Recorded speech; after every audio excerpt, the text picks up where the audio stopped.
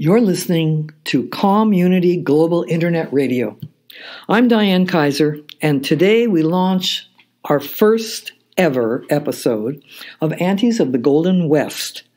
The concept of Aunties developed over several years when Teresa Boschert and I became interested in helping young people everywhere by maintaining a low, nearly invisible profile and sending them positive psychic energy.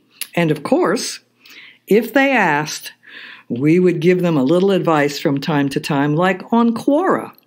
Nothing earth-shattering, just a few words of encouragement. We will touch on some subjects that any listener might be motivated enough to immediately change channels. And one of our upcoming topics will be virginity, a lifelong struggle. The subjects will be as diverse as our approach. Today we're going to venture into an area of the universal big whys. Yes, the WHYY. With the never-ending question, why aren't the Moomins popular in America? Just who and what are the Moomins and why are they important? And now, it is my distinct pleasure to introduce the auntie who is the kind of Moomin pom-pom auntie, similar to a cheerleader who does not wear cheerleader hosen. Teresa Boschert, also known as Auntie Tiny, will address this subject as objectively as she can under the circumstances. She has been doing some deep research into Moominism and will share her findings today right here on the Aunties of the Golden West. Welcome, Teresa Boschert, and welcome, listeners, where the Moomins are known and cared about. We need your help, Scandinavia. Thank you, Diane, or should I say Auntie Daisy, for that marvelous, somewhat sub-rosa introduction. I am looking forward to all of our future Auntie programs that may change the way corporate business is conducted in America. So you asked the question, who are the Moomins? The Moomins are the central characters in a series of books and a comic strip that was written by a Finnish author and artist, Tove Jansson. They were originally published in Swedish, but in Finland. So the Moomins are a family of round fairy tale characters with large snouts that make them resemble hippopotami. However, despite this resemblance, the Moomin family are trolls. The family live in their house in Moomin Valley, though in the past their temporary residences have included a lighthouse and a theater. They have had many adventures with their various friends. In all, Tove Jansson wrote 9 books as a series on the Moomins and 5 picture books, and she did a comic strip between 1945 and 1993. Since then, the Moomins have been the basis for numerous television series all over the world, not only in Scandinavia, but all over Europe and Asia and Canada. And as a matter of fact, there was a very popular cartoon series in Canada in the 90s with 140 episodes of Moomin adventures. But the Moomins have never really reached the American consciousness. They haven't really caught on here the way we thought maybe they would, just being like, here we are, kind of another Western country, and they just haven't. It just hasn't somehow caught with Americans. And I don't know if it's something that maybe we should take a look at closely. Are there ways that children are represented in our type of programming for kids in America? At this particular point, it seems that like children everywhere would want to live in peace. And this is one of the striking things that we see with the Moomins. They are a peaceful group of people having a great time. Yes, they are, Diane. Their watchwords are kindness, freedom, and honesty. So let me tell you a little bit about the main characters. There are many characters, and they're all interesting, and they all represent something important for children and adults to explore. But the main family is the Moomins. And let's start with Moomin Troll. He's also referred to as just Moomin in English translations. He's the main protagonist. He's like a little boy of the family. He's interested in and excited about everything that he sees and finds. And he's always trying to be good, but sometimes getting into trouble while he's doing so. He is very brave and always finds a way to make his friends happy. Then there's Moomin Papa, who is also signified by his top hat. Moomin Papa was orphaned in his younger years, and he's somewhat of a restless soul who left the orphanage to venture out into the world in his youth. But he's now settled down, and he's determined to be a responsible father to his family. Then, of course, Moomin Mama, the calm mother who takes care that Moomin House is a safe place to be. She wants everyone to be happy. She appreciates individuality, but she also settles things when someone is wronged.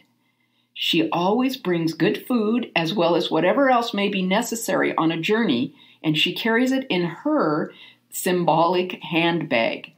As far as I'm concerned, Moomin Mama is the brains of the outfit, and we'll see in some of the adventures she turns out to be somewhat of a calm guru to the family. Now, outside of the main Moomin family, Moomin Troll, Moomin Papa, and Moomin Mama, there are two main human characters that are often with the Moomins. Little Mai is a mischievous, tomboyish little girl who lives in the Moomin house and has a brave, spunky personality.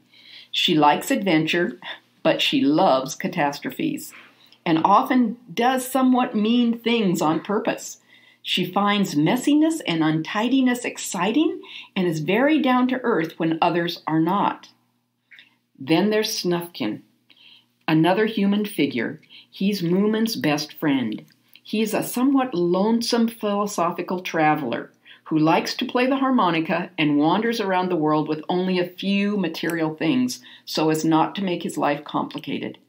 He always comes and goes as he pleases, is carefree, and has many friends in Moomin Valley.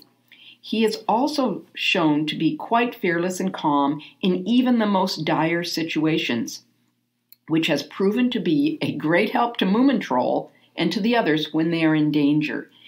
And just that description of Snufkin tells us something about the Moomins. They are happy, calm, peaceful, but also they face things in life that are difficult and unusual and unexpected. And this is what makes them so interesting. They bring that sense of kindness, freedom, and honesty to everything they do. And I think that might have something to do with why they have not been featured in American media. How about you, Diane? Do you have any favorite Moomin characters? Well, I do, and I can't pretend I don't. I'm very fond of two of the more, maybe, not necessarily distinct, but you would say maybe rural characters, and they are Thingamy and Bob. Frankly, I would not mind having them as permanent house guests. Well, maybe for an extended period of time. They're very polite, respectful. They often touch on being genteel. And I really think that maybe they've both had egoectomies. I think they have had their egos removed. I would say that would be, well, one of the reasons that when they get themselves into some very strange predicaments, like having a ruby appear in their suitcase, and they didn't necessarily know that they would be caught up. They had to find a way to deal with that, and they did, with the help of somebody you said is very, very helpful, and that is Moomin Mama. How about you, Auntie Tiny? Do you have a favorite character? Well, I do love Snufkin and the whole idea of the independence, the kindly but independent character. But I also have to say, over the years, I've gained an immense appreciation for Moomin Mama. She is truly amazing. And I know we're going to be taking station identification time in a minute, but when we come back, I'd like to give you a little example of the Moomin ethos. We'd love to hear it. Thank you. You are listening to Community Global Internet Radio. I'm Auntie Tiny, and we are back discussing a topic that has us wondering why. Why have the Moomins become so popular in so many countries around the globe, but not in the U.S.? Even Canada, our neighbor, has gone quite Moomin. And we want to start this discussion out by saying that the Moomin, the written Moomin stories and Moomin media, cartoons, and even a movie now that's out, have been translated into 60 different languages and have been released all over the world. There is, by the way, recently a biopic, a biographical movie that was made about the life of Tove Jansson, and it's called Tove. And it is in Finnish, and it has been entered by Finland into the American Academy Awards contest as their foreign language film entry. This film also, even during the pandemic, because it was released in 2020, became the most popular, highest-grossing film in Finland in history. And it's the story of Tove Jansson's life. She was an artist, an illustrator, and, of course, a writer. And she grew up in a bohemian family. Her parents were both artists of various kinds and poets. She was the eldest of the children in the family, and she was encouraged to be free. There's a little story that she told once that before World War II, she and her younger brother were having a discussion of Goethe, the philosopher, and his theories about supermanhood. And her brother was kind of attracted to these things, and Tove was not. As a matter of fact, she said that's an ugly philosophy. And she drew a little picture to show to him how ugly it was. And that little drawing of a kind of a troll was the prototype for the Moomins. What followed after that, speaking of Goethe and supermanhood and the idea of racial superiority, was that the Nazis started World War II, and they occupied Finland. And during that time, Tove and her family were pretty much under house arrest, as were most of the people of any kind of creativity in Finland. And so she began to work on this cartoon character of hers, this little character, and turned it into Moomin and made him the anti-Superman and the real person, and that was filled again with kindness, freedom, and honesty. And then it was after the war that she first published her first story about the Moomins. So, Diane, I'm going to turn it over to you for a minute and give us your thoughts about why the Moomins haven't come to America more. Well, I think that I mentioned that at least to me, some of the programming in the United States for children is so skewed. It's so action-oriented, and it goes nowhere. And one of the things I really love, actually, about the Moomins is that there is a real recognition of the importance of nature. And it's not just, everything is not just some cement concept of running around, shooting and firing and things of that nature that are very, very common in American children's programming. And so I think that the dependency upon nature and the fact that we need to concentrate on nature really brings home an important message for children, that it's not all this contrived junk, this materialism that is everywhere. There's a lot to see and do in nature. In fact, there is a new Moomin land in Japan, just north of Tokyo, and they said that leading up to the opening, and it opened, I believe, in June of 2019, leading up to the opening, Japanese families would come out and picnic there and watch the building of the Moomin land in Japan because they were so intrigued by how the use of nature and how nature was built into the park.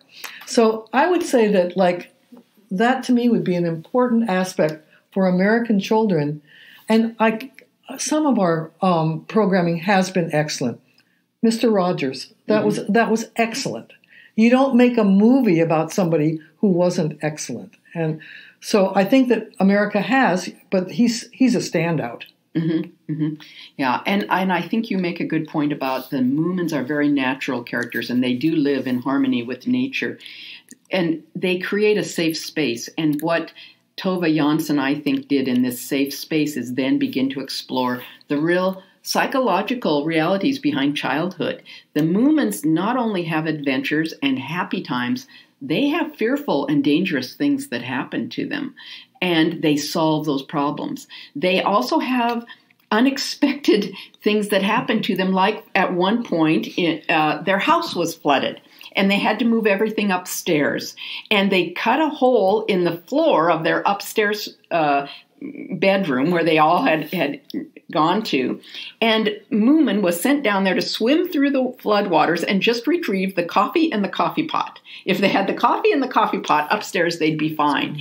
And when Moomin Papa is cutting that hole in the floor, it's so that Moomin can go down and retrieve the essentials, he says, "Well, everything's all right. I always wanted a swimming pool." And that's the way they approach things. But for instance, also there are dangerous things that do happen.